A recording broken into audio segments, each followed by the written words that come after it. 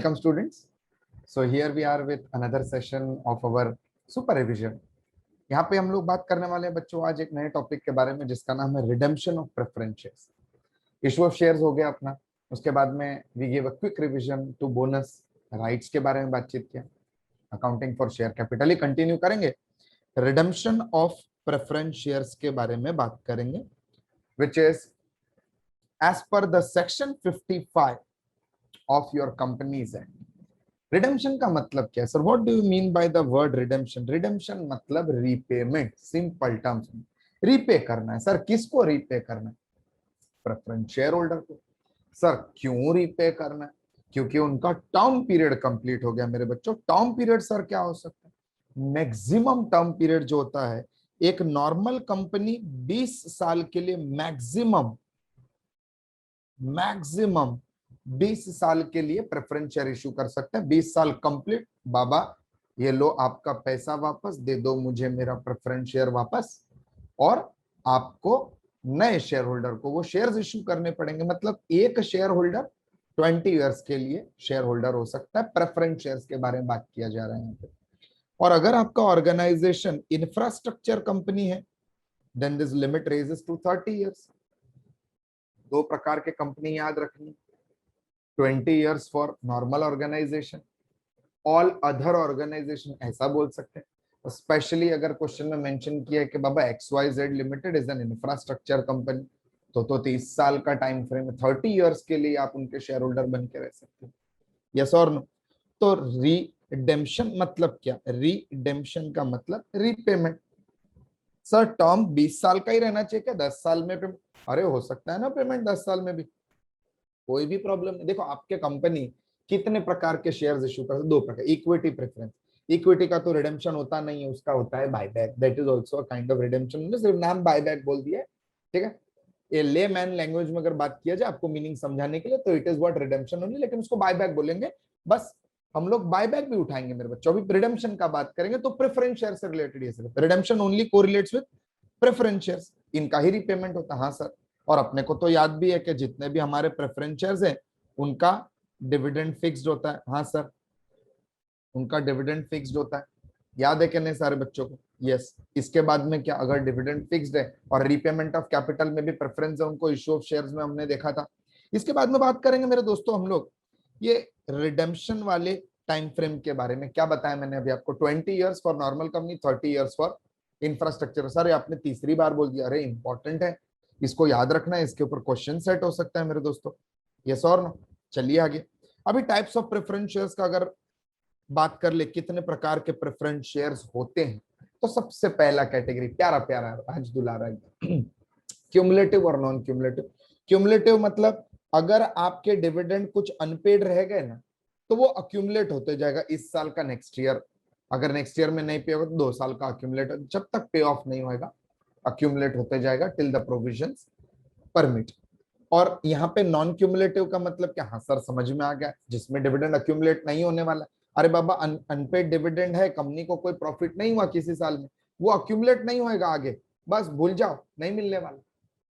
Company हमेशा 99.99% general terms पे company हमेशा क्यूमुलेटिव प्रेफरेंस शेयर्स ही इशू करती है। बात हुआ था इशू के समय पे, फिर से आपको याद दिला रहा हूं। इसके बारे में बात करेंगे हम लोग पार्टिसिपेटिंग नॉन पार्टिसिपेटिंग का। पार्टिसिपेटिंग मतलब आपको डिविडेंड के साथ साथ कुछ एक्स्ट्रा प्रॉफिट भी मिलेगा पार्टिसिपेशन के लिए, पार्टिसिपेटिंग प्रेफरेंस शेयर बोलते हैं। नॉन पार्टिसिपेटिंग मतलब आपको आपका डिविडेंड मिलेगा जो fixed rate of dividend confirm हुआ है वो। तो जनरली कंपनी सर क्या इशू करता है? Non participating preference shares issue किए जाते हैं। थर्ड कैटेगरी अपना convertible non convertible. You already know about it, एक बार बता देता हूं। कन्वर्टिबल म्हणजे काय? At the end of the tenure उनको ऑप्शन है कि बाबा आपको चाहिए तो आप कन्वर्ट हो जाओ इक्विटी शेयर होल्डर में, पैसे मत लो, रिडेम्पशन के समय पे कन्वर्जन करवा लो। नॉन कन्वर्टेबल मतलब कंपलसरी आपको क्या, पैसा ही लेना पड़ेगा, आपके पास कन्वर्जन का ऑप्शन नहीं है। तो यहाँ पे कन्वर्टिबल और नॉन कन्वर्टिबल में कौन से प्रकार के shares issue? Sir non convertible क्यों? अरे ऑलरेडी इक्विटी शेयर होल्डर्स है ना सर पे बैठ के दागड़ धीना करने के लिए, एनुअल जनरल मीटिंग में वोट करने के लिए, और इक्विटी शेयर होल्डर चाहिए क्या? डाइल्यूट करना है क्या ओनरशिप? और नहीं करना है। कंपनी विल ऑलवेज, मतलब जनरल टर्म्स पे बात कर रहा हूं बच्चों, there will always be an exception please. हाँ, तो जनरल नॉर्म्स पे नॉन कन्वर्टेबल हो सकता है इशू। हाँ सर, अगर करना है तो हमको कन्वर्ट तो कीजिए, no worries in that. Non convertible मतलब कन्वर्जन का ऑप्शन नहीं, कन्वर्टिबल मतलब आपके प्रेफरेंस शेयर को इक्विटी शेयर में कन्वर्ट कर सकते हैं। समझ में आ रहा है बच्चों? चलिए आगे। A company can issue only redeemable preference. Sir ये लाइन क्यों लिखा है? क्योंकि ना बच्चों आपने कुछ पहले सीखा था इरिडीमेबल प्रेफरेंस शेयर करके। अरे इरिडीमेबल प्रेफरेंस शेयर जो है ना, अभी इशू नहीं कर सकती है कंपनी। प्रोविजन है भाई, रेस्ट्रिक्शन डाल दिया एक्ट ने, नहीं इशू कर सकते, बैन हो गए। इरिडीमेबल प्रेफरेंस शेयर बैन हो गया मेरे बच्चों। आगे अभी कंपनी के रिडेम्पशन, अभी रिडेम्पशन के क्राइटेरिया के बारे में भी थोड़ा बात कर लेना हम लोग। शेयर्स वेयर तो सीख लिया सर हम लोग ने, रिडेम्पशन तो बताइए। रिडेम्पशन के बारे में बच्चों सिर्फ और सिर्फ फुल्ली पेड अप शेयर्स ही रिडीम हो सकता है। Partly paid up shares can not be redeemed मेरे बच्चों। अगर पार्टली पेड अप शेयर्स है तो पहले उनसे कॉल मांगो, पार्टली पेड अप शेयर्स हमको पैसा दे दीजिए, आप आपके पार्टली पेड अप शेयर्स को फुल्ली पेड में कन्वर्ट कर दीजिए और उसके बाद में वी आर गोइंग टू पे you of. Partly paid up shares can not be redeem, उनको पहले क्या करना पड़ेगा? कन्वर्ट करना पड़ेगा। सर किस में कन्वर्जन होना चाहिए उनका? उनका कन्वर्जन होना चाहिए फुल्ली पेड अप में। पैसा मांग लो फाइनल कॉल का, यस और नो। अगर नहीं पे कर पाए तो क्या? तो उनके शेयर हम लोग फोरफिट कर देंगे। रिडेम्पशन का ऑप्शन नहीं है उनको। फोरफिट करके इमीडिएटली, सुनना ध्यान से, ये पॉइंट इंपॉर्टेंट है, फोरफिट करके इमीडिएटली उनका बैलेंस कैपिटल रिजर्व में ट्रांसफर हो जाएगा, जितना भी उन्होंने पे किया था। You need not reissue the shares, क्योंकि any which ways you are going to do what? Redemption. तो यहाँ पे री इशू का ऑप्शन नहीं है मेरे बच्चों। यहाँ पे क्या करना है? फोरफिट करो और सीधा जितना पैसा है कैपिटल से रिलेटेड वो पूरा का पूरा आप डाल दो कैपिटल रिजर्व में, क्योंकि any which ways you are going to redeem the capital. समझ में आया मेरे बच्चों? अभी जितने लोगों ने पैसा नहीं दिया उनका शेयर रिडीम नहीं करेंगे, बाकी का शेयर तो रिडीम करेंगे ना। हाँ दोस्तों, बाकी का शेयर सर कैसे रिडीम करेंगे हम लोग? देखिए, एक तो अगर समझिए 10 रुपए का शेयर है अपने पास और हम लोग 10 रुपए में ही रिडीम कर रहे हैं। हाँ, फेस वैल्यू इज 10 और रिडेम्पशन वैल्यू भी 10 है, तो इसको हम लोग क्या बोलेंगे? At par. बराबर के नहीं बच्चों? ये एकदम सिंपल टॉपिक है। फिर अरे पूरे कॉर्पोरेट अकाउंटिंग में there is not even a single topic which can catch you off guard, अगर आप अच्छे से प्रैक्टिस करें तो मेरे दोस्तों। All the topics are very very very human friendly, ऐसा बोल सकते हैं। समझ में आ गया एक बार आपको कंसेप्ट, तो फिर एमसीक्यू रिजॉल्व करना इजी हो जाता है। यहाँ पे फेस वैल्यू अगर आपका 10 रुपया है और आपका रिडेम्पशन वैल्यू अगर थोड़ा ज्यादा है, से फॉर एग्जांपल 15 रुपया है, तो यहाँ पे आप प्रीमियम पे रिडेम्पशन कर रहे हैं। किस पे कर रहे हैं? प्रीमियम पे कर रहे हैं। ये जो पहला वाला मैंने आपको एग्जांपल दे दिया, ये था एट पार, दूसरा वाला था प्रीमियम। पार का मतलब क्या है सर? 10 का शेयर 10 में रिडीम कर रहे हैं हम लोग। और प्रीमियम का मतलब क्या है सर? 10 का शेयर ना मोर देन 10 से हम लोग रिडीम करें, मतलब 15 रुपया ले लो तो 5 रुपया तो प्रीमियम हो गया। हाँ सर, 5 रुपीज का यहाँ पे गैप आया है, 10 का हम लोग ने 15 में रिडेम्पशन करने का बातचीत कर दिया, तो ये 5 रुपया है premium on redemption of preference shares. तो बच्चों टोटल कितना अमाउंट देना? 15। अभी 15 में से, हाँ देखिए ये पता चल गया 15 रुपया देना है। हाँ सर, 15 में से नॉमिनल वैल्यू ऑफ कैपिटल कितना है, मतलब फेस वैल्यू कितना है मेरे दोस्तों? फेस वैल्यू 10 रुपया। रिडेम्पशन पे प्रीमियम कितना पे कर रहे हैं? 5 रुपया। ये क्वेश्चन बन सकता है एक आपके एग्जाम में। टोटल अमाउंट ड्यू का बाइफर्केशन पूछ सकते हैं कि बाबा यहाँ पे रिडेम्पशन जो हो रहा है इसमें प्रीमियम कितना है करके। इजी लेवल का क्वेश्चन है, लेकिन अब है इंपॉर्टेंट, ये बात याद रखना है अपने को कि टोटल अमाउंट ड्यू में दो आइटम आने वाला है। एक तो आने वाला है आपका नॉमिनल कैपिटल का अमाउंट और दूसरा आने वाला है अपना प्रीमियम का अमाउंट। होप सो ये क्लियर है, यस और नो? चलिए अभी देखिए, इस पे क्वेश्चन पूछा जा सकता है, ये मैंने आपको पहले ही बता दिया। Question can be asked, yes definitely. अभी अगर मेथड्स ऑफ रिडेम्पशन के बारे में बात करें सर कि किस किस प्रकार से रिडेम्पशन हो सकता है, तो रिडेम्पशन तो कैसे हो सकता है? दो प्रकार से हो सकता है मेरे बच्चों। एक, आपके कंपनी में अगर कोई फ्री रिजर्व है तो फ्री रिजर्व में से रिडेम्पशन कर देंगे, बाबा बाहर वालों से पैसा लेने का जरूरत नहीं। फ्री रिजर्व है क्या? हाँ, चलो फ्री रिजर्व को कन्वर्ट करो सीआरआर में, याद है कि नहीं बच्चों? Free reserves are to be first converted. देखो डायरेक्टली फ्री रिजर्व्स जो है ना मेरे दोस्तों, free reserves directly we can not give to the shareholder, not allowed. अब ये जो फ्री रिजर्व्स है ना, इनके बुक वैल्यू में जो बैलेंस है वो बैलेंस अपने को कन्वर्ट करना है सीआरआर नामक अकाउंट में। सर सीआरआर क्या है? सीआरआर का मतलब, एब्सोल्युटली राइट, मैं आपको नहीं सुन पा रहा हूं लेकिन I can feel it that you are answering. यही तो मजा है मेरे बच्चों, कमेंट सेक्शन भर दो पूरा आंसर से। यहाँ पे सीआरआर मतलब क्या?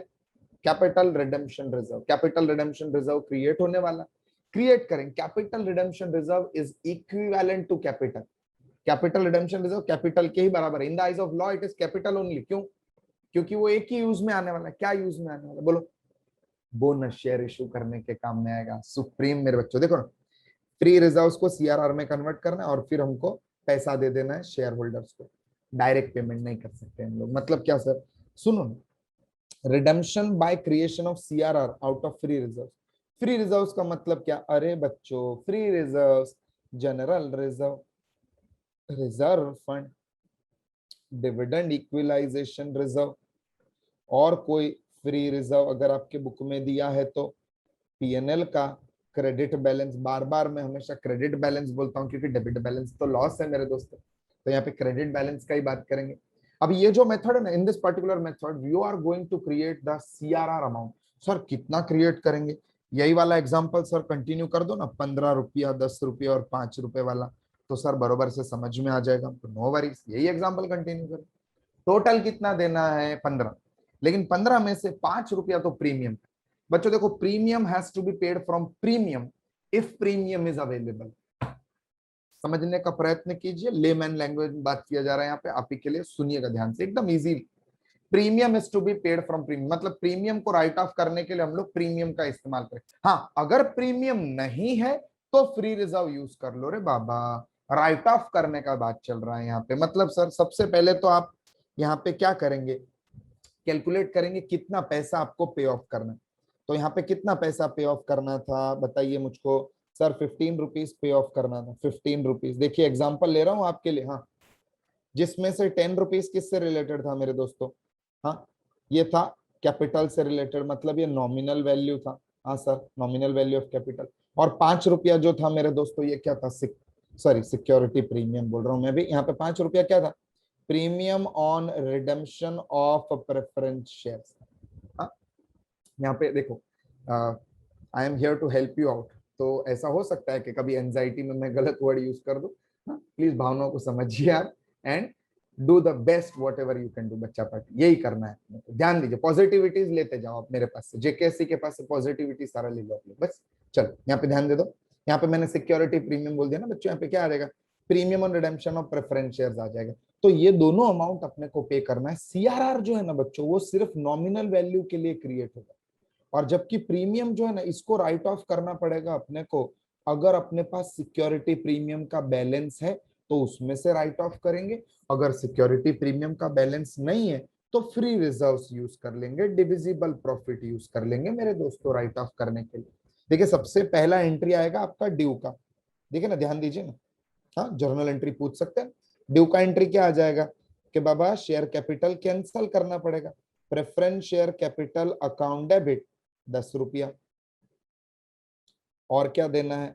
Premium on redemption of preference shares account debit 5 रुपया, ये भी देना है। किसको देना है? सर प्रेफरेंस शेयर होल्डर को देना है। वो अभी क्रेडिटर के रूप में आ जाएगा ना, क्रेडिट कर दिया देखो उसके नाम को। हाँ, जिनको रूलिंग समझता है 11th 12th का रियल पर्सनल नॉमिनल, उनके लिए ही है मेरे बच्चों। ड्यू के बाद में अभी सबसे पहले हम लोग हमेशा क्या करेंगे? राइट ऑफ करेंगे premium on redemption of preference share. मैं अज्यूम कर रहा हूं 5 रुपए में से 4 रुपया अपने पास सिक्योरिटी प्रीमियम में है। ओके, अपने पास सिक्योरिटी प्रीमियम में बैलेंस पड़ा है, तो सिक्योरिटी प्रीमियम अकाउंट डेबिट हम लोग कितना यूटिलाइज कर सकते हैं? 4। बाकी का समझो मैंने जनरल रिजर्व में से ले लिया। जनरल रिजर्व में बहुत पर्याप्त बैलेंस है, adequate balance. This is the example. 1 रुपया वहां से ले लिया। देखो ये हो गया credit premium on redemption of preference shares 5 रुपया। यहाँ पे डेबिट हुआ, इधर क्रेडिट होके राइट ऑफ हो गया बच्चों। प्रीमियम ऑन रिडेम्पशन का मैटर क्लोज। आगे राइट ऑफ करने के बाद में अभी क्रिएट सीआरआर। कितना सीआरआर क्रिएट करना है? 10 रुपए का। कहां से क्रिएट करेंगे हम लोग? तो जितने भी अपने पास समझो जनरल रिजर्व में भी 8 रुपया पड़ा है तो वो यूज कर लो, 8 रुपीज। फिर समझो पीएनएल में अपने पास बैलेंस है तो पीएनएल यूज कर लो, 2 रुपया। सर ऐसा कैसा 8 और 2 रे बाबा? एग्जाम्पल रे बाबा। अगर पूरा 10 रुपया जनरल रिजर्व में तो जनरल रिजर्व ले लो। ये तो कैसा ज्यादा आइटम बताने के लिए मैं आपको बता रहा हूँ। इसके बाद में क्या मेरे बच्चों? इसके बाद में here we will write to CRR. कितना? 10 रुपीज। ये हो गया क्रिएट सीआरआर। इसके बाद में क्या करना अपने को? बोलो। इसके बाद में इमीडिएटली पे ऑफ, क्योंकि पैसा तो जमा हो गया। हाँ, बुक एंट्री भी क्लियर हो गया, रिजर्व्स को कम कर दिया, सीआरआर नामक अकाउंट क्रिएट किया मेरे बच्चों। तो हम लोग अभी पे ऑफ कर देंगे। किसको पैसा देना है? प्रेफरेंस शेयर होल्डर को, उनका नाम डेबिट कर देंगे, debit the receiver. Personal account है ना भाई प्रेफरेंस शेयर होल्डर। हाँ, तो 15 रुपीज पे ऑफ करने, अपने पास से क्या कम हो जाएगा? Bank balance. 15 रुपए से बैंक बैलेंस घट गया मेरे दोस्त। डन, डस्टेड, खत्म, झालर થઈ ગયું। यस और नो? चलिए देखिए यहाँ पे एक बार रेफरेंस ले लेते फटाफट से हम लोग। क्या दिया है? In this method CRR will be created to the nominal value of the redemption. हाँ सर, ये तो समझा है। हाँ, सीआरआर क्रिएट करेंगे नॉमिनल, उनका फेवरेट क्वेश्चन है, इसके ऊपर क्वेश्चन भी सॉल्व करूंगा आपके साथ। Premium on redemption if any will be written off by the securities premium. लेकिन अगर सिक्योरिटी प्रीमियम पर्याप्त नहीं है तो हम लोग फ्री रिजर्व भी यूज करेंगे। ये रहा आपके लिए एक जेनेरिक एंट्री उसके ऊपर। देन क्या दिया हुआ है? CRR created at the time of redemption can only be used. ये बाय हार्ट कर लो मेरे दोस्तों, एक ही यूज में आने वाला है। क्या? Issue of bonus share. CRR मंजे का है इश्यू ऑफ बोनस शेयर्स, बस, और किसी भी काम में आएगा नहीं। यस और नो? चलिए आगे बढ़ेंगे। और एक क्वेश्चन पूछा जाता है इसमें कि बाबा अमाउंट ऑफ सीआरआर कैलकुलेट करके दीजिए ना। अगर आप रिडेम्पशन कर रहे हैं, और ये फर्स्ट वाला मेथड आपने यूज किया कि आप रिडेम्पशन कर रहे हैं by the creation of CRR, company के प्रॉफिट्स यूज करके। सेकंड मेथड पे तो पहुंचे ही नहीं हम लोग। सर सेकंड मेथड है क्या? एक सिर्फ जस्ट बता रहा हूं आपको, आप फ्रेश इशू भी कर सकते हैं। प्रेफरेंस शेयर्स का आपको रिडेम्पशन करने के लिए आप सामने दूसरा फ्रेश इशू करके वहां से पैसा कलेक्ट करके you can just redeem the current preference shares. समझ में आया मेरे दोस्तों? वहां पे सीआरआर क्रिएट करने का जरूरत नहीं, क्योंकि ऑलरेडी दूसरा कैपिटल आपके पास आ रहा है। एक कैपिटल जा रहा है, एक कैपिटल आ रहा है। यहाँ पे फर्स्ट केस में तो क्या था दोस्तों? एक कैपिटल जा रहा है लेकिन दूसरा कुछ नहीं आ रहा है, तो आपने रिजर्व्स को ही कैपिटल के रूप में एक अलग रिजर्व बना दिया जिसका नाम है capital redemption reserve, which is equivalent to capital only. क्योंकि आगे जाके कभी ना कभी वो सिर्फ एक ही यूज में आने वाला है, for the issue of bonus shares. और बोनस शेयर्स मतलब वो सीआरआर कम होके कैपिटल इंक्रीज हो जाएगा, सिंपल ऐसा। अभी बैठा रहेगा फंडा पूरा आपके ब्रेन में मेरे बच्चों। देखिए, if the redemption is only from free reserve, सिर्फ फ्री रिजर्व में से रिडेम्पशन कर रहे हैं, तो कितना होगा हमारे सीआरआर का अमाउंट? बताइए। चलिए मैं आपसे क्वेश्चन ये दिखा के पूछूंगा। 15 रुपया क्रिएट करने का, 10 रुपया करने का, कि 5 रुपया? कमेंट बॉक्स में भर दो मेरे दोस्तों answer. 10 rupees is the answer, absolutely right. 10 रुपए का आंसर है अपना, क्योंकि हम लोग तो सिर्फ नॉमिनल वैल्यू का अमाउंट क्रिएट करेंगे। पढ़ लो देखो फटाक से। प्रीमियम को तो अभी यहाँ पे इग्नोर करना है, क्योंकि प्रीमियम कहाँ से पे ऑफ करने वाले हम लोग? सर प्रीमियम का जो भी राइटिंग ऑफ करना है वो तो सिक्योरिटीज प्रीमियम में से करेंगे। अगर सिक्योरिटी प्रीमियम पर्याप्त नहीं हुआ तो हम लोग क्रिएट करेंगे मेरे दोस्तों अपने फ्री रिजर्व में से राइट ऑफ करने का टेक्निक। तो ये तो था फर्स्ट वाला मेथड। हाँ सर समझा फर्स्ट वाला मेथड। अभी सेकंड मेथड क्या है? सेकंड मेथड लवली डबली मेथड मेरे दोस्तों, ध्यान दीजिएगा। कहाँ गया सेकंड मेथड? जस्ट हाँ, redemption out of fresh issue of shares. Fresh issue, नया नया इशू कर रहे हैं आप शेयर्स। यहाँ पे सीआरआर क्रिएट करने का जरूरत नहीं। वही एग्जांपल कंटिन्यू करेंगे ना, डरते थोड़ी नहीं। 15 रुपये पे ऑफ करने हैं अपने को, बराबर। अभी 15 रुपीज पे ऑफ करने के लिए अभी आप क्या कर रहे हैं? 10 रुपए का कैपिटल बैलेंस है और 5 रुपए का पोरोप है, premium on redemption of preference shares. अभी अगर आप फ्रेश इशू कर रहे हैं ना मेरे दोस्तों, एक बात ध्यान में रखिएगा, please keep this in mind, very very important stuff. ये जो कैपिटल का अमाउंट है ना वो, और आपके फ्रेश इशू का नॉमिनल वैल्यू वो, इन दोनों को मैचअप करना। यहाँ पे अगर आपने फ्रेश इशू किया है और नॉमिनल वैल्यू 9 रुपया ही आया है, और समझो कि प्रीमियम 10 रुपया भी आ गया, तो भी आप यहाँ पे रिडेम्पशन नहीं कर सकते ना।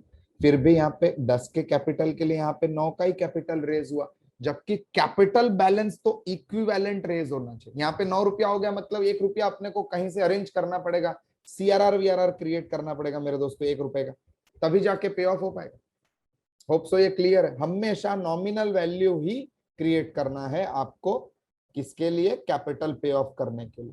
कैपिटल इतना याद रखो, capital will be paid off by capital, premium will be paid off by premium. उसको फ्रेश इशू के नॉमिनल वैल्यू में से पे ऑफ नहीं कर सकते। देखिए यहाँ the company can also redeem the shares on both the methods together. ये क्या सर, दोनों भी मेथड्स यूज कर सकते। अब भी जो मैंने एग्जांपल लिया कि 9 रुपए का फ्रेश इश्यू किया था हमने, कम पड़ गए, 10 रुपए चाहिए थे, भले प्रीमियम आ गया अपने पास, भर के आ गया, ले लो, वापस से एग्जांपल लिख लेता हूं आपके लिए, उसमें क्या, नो टेंशन। लुक हियर, 15 रुपए पे ऑफ करने, 10 रुपया कैपिटल का, 5 रुपया प्रीमियम का, बराबर। फ्रेश इश्यू किया हमने, फ्रेश इश्यू 9 रुपीज कैपिटल से रिलेटेड आया और प्रीमियम कलेक्ट किया, 10 रुपया ले लो ना। तो यहाँ पे तो अपने पास सिक्योरिटी प्रीमियम है कि नहीं राइट ऑफ करने के लिए, वो तो हो गया सर। अपने को कैपिटल चाहिए था 10 रुपया, लेकिन 9 रुपीज ही रेज हुआ है, बराबर। तो 1 रुपया कहाँ से सीआरआर क्रिएट करना पड़ेगा 1 रुपी का, यस और नो। तो सीआरआर का क्रिएशन कैसे मिला अपने को, एकदम इजी मेथड। ये देखो मेरे बच्चों, calculate the amount to be transfer to CRR. CRR में कितना अपने को ट्रांसफर करना है, नॉमिनल वैल्यू ऑफ रिडेम्पशन। बताइए अपने एग्जांपल में नॉमिनल वैल्यू कितना, टोटल वैल्यू तो आप राइट बताएंगे 15, प्रीमियम 5 है, तो नॉमिनल वैल्यू कितना सर 10 रुपया, 10 रुपीज। देखो ना, कॉन्फिडेंस लेवल बूस्ट होना चाहिए आपको, बराबर। 10 रुपया कैपिटल का, हाँ sir. Nominal value of fresh issue कितना सर, 9 रुपये से।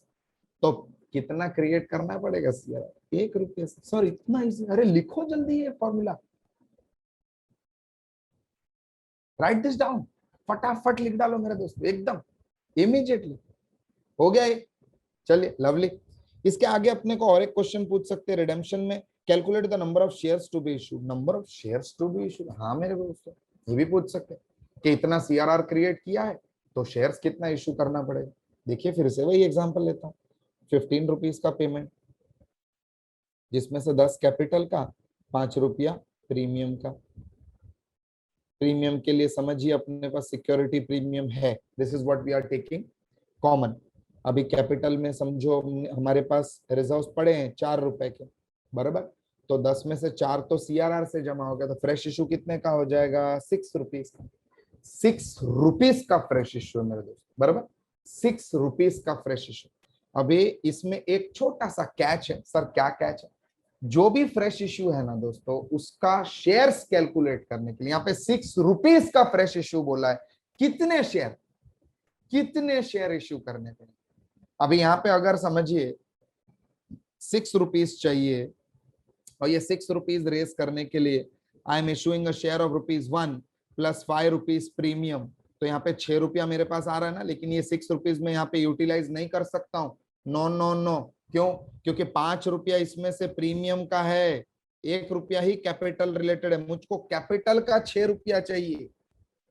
मतलब सिर्फ नॉमिनल वैल्यू का बातचीत करना है क्या sir, perfect my dear students. देखिए ना, इसके लिए तो फॉर्मूला आपके सामने, सीधा फॉर्मूला, इनपुट, हाँ, put the formula get the answer वाला हिसाब। देखो, नॉमिनल वैल्यू ऑफ रिडेम्पशन 10 रुपया, amount of CRR 4 rupees, nominal value of fresh issue 1 रुपया।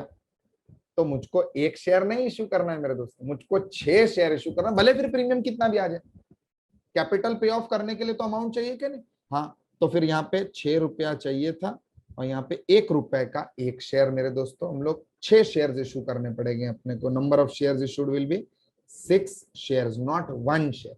भले 5 रुपए का प्रीमियम आ गया, कोई टेंशन नहीं, अभी 6 शेयर इशू करेंगे तो 6 5 30 रुपीज का प्रीमियम आ जाने दो, दैट इज कंप्लीटली फाइन। लेकिन अपने को तो कैपिटल को पे ऑफ करने के लिए कैपिटल ही देखना है, नॉमिनल वैल्यू ही देखना है मेरे दोस्त।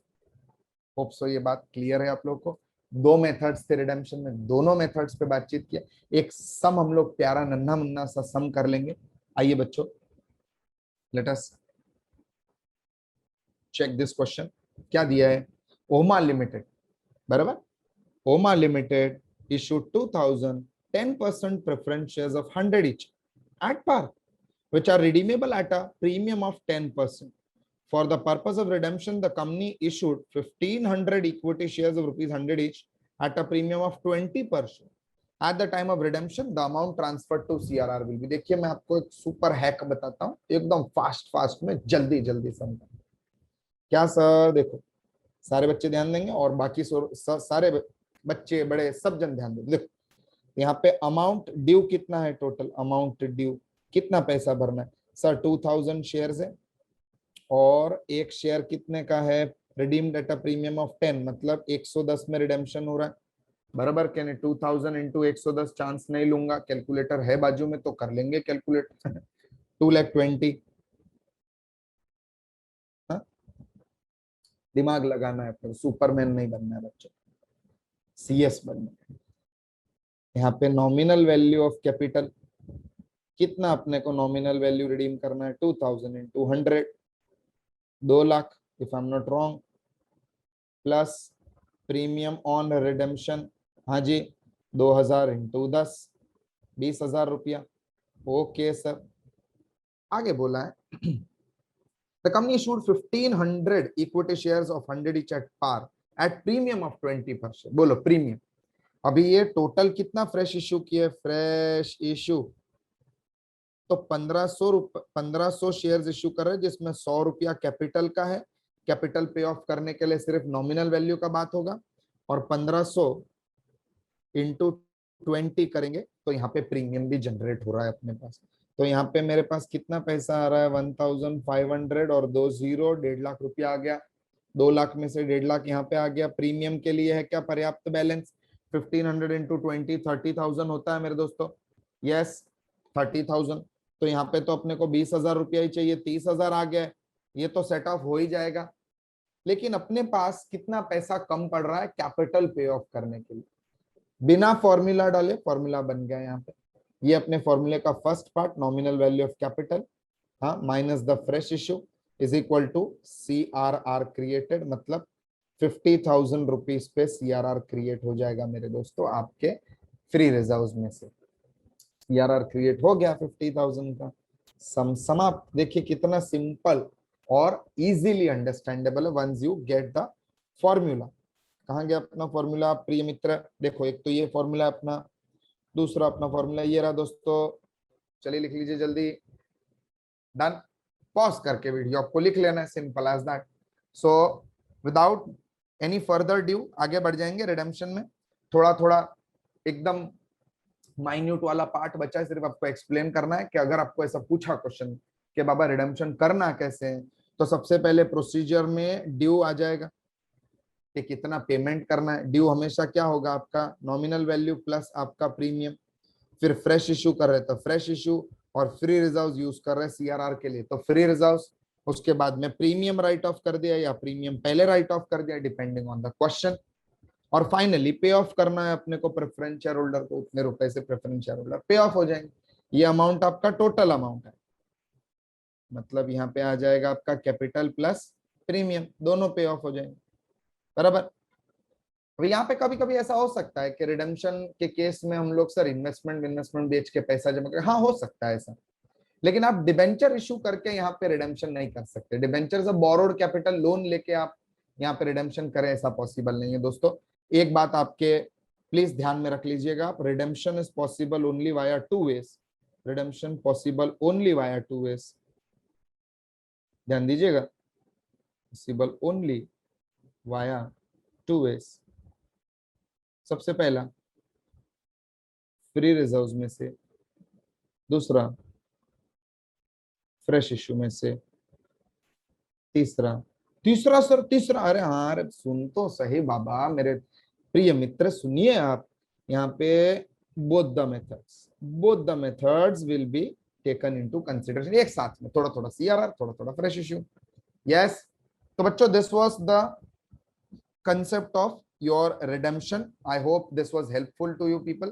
यहाँ पे देखिए फ्रीक्वेंटली आस्क्ड क्वेश्चन क्या है, एक तो सबसे पहला अपना थ्योरी सेक्शन वेक्शन पूछ लिया बाबा, 55 सेक्शन बताओ, रिडेम्पशन का सेक्शन क्या है वो बताओ, प्रीमियम राइट ऑफ करने का क्या है वो बताइए।